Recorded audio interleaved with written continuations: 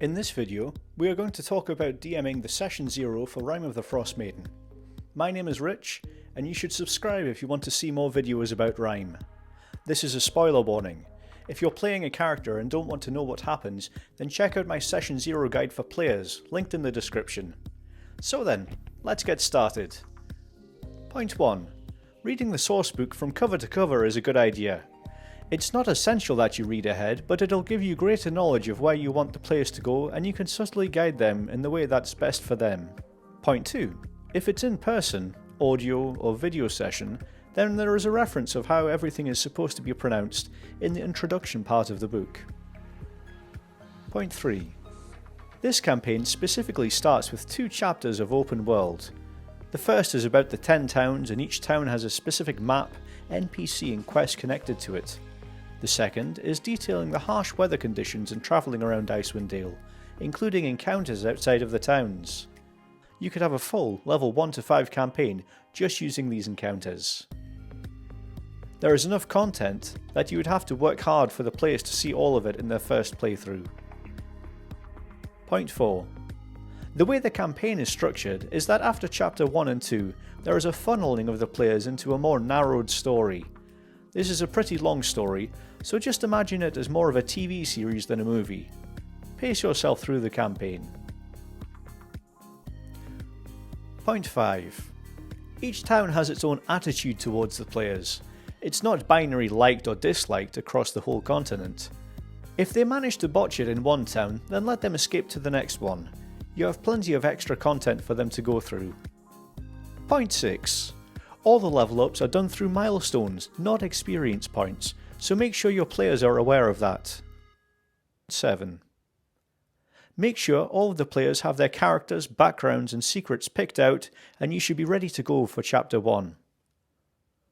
With the character backstories, they should be familiar with Icewind, the geography and the towns themselves. Some of the characters will have grown up in the town, for example, but others may have just started visiting the area. The poster map at the back of the book should be shown to the players, and there is a section for what the character should know before starting. For the best experience as a DM, you should have a copy of the Rime book and access to the 3 main core rulebooks. Also, a DM screen, some dice, some blank character sheets for the players, and a pen and paper always helps. You don't need miniatures, printed tokens should be fine. A printout of maps, or some scratch paper for battle maps is highly recommended.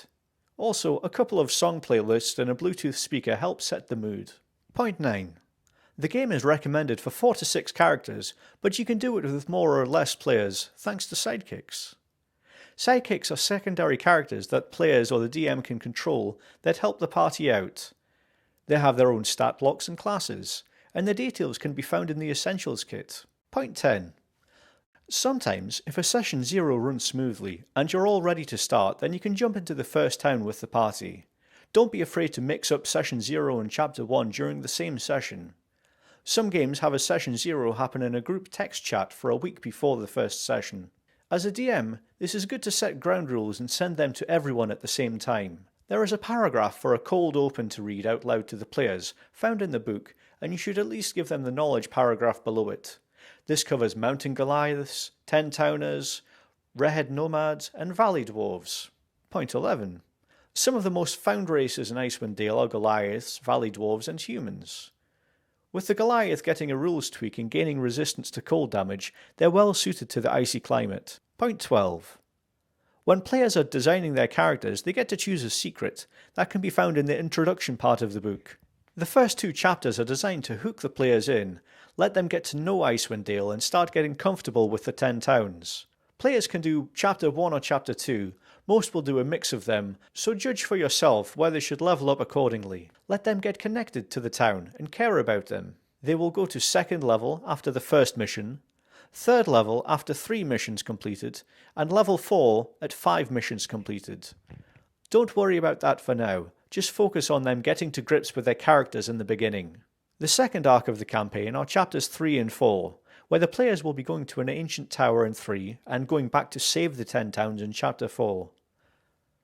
The third arc is all about finding and confronting the Frostmaiden herself. Chapter 5 is all about getting to the Frostmaiden's lair on an island. The fourth and final arc is Chapter 6 and 7.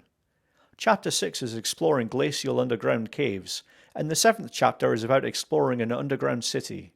In the next video, we will cover the recommended first towns and missions, so if you would like to know more about that, then subscribe and check out the playlist in the description. So to summarise, before Session 1, you should know the story, and the players should be ready to start with their characters. Bryn Shander is the recommended town to start in, but don't worry, you can start in any town of your choosing. Thanks for watching, and if you're interested in seeing more videos, don't forget to subscribe, and I'll speak to you later.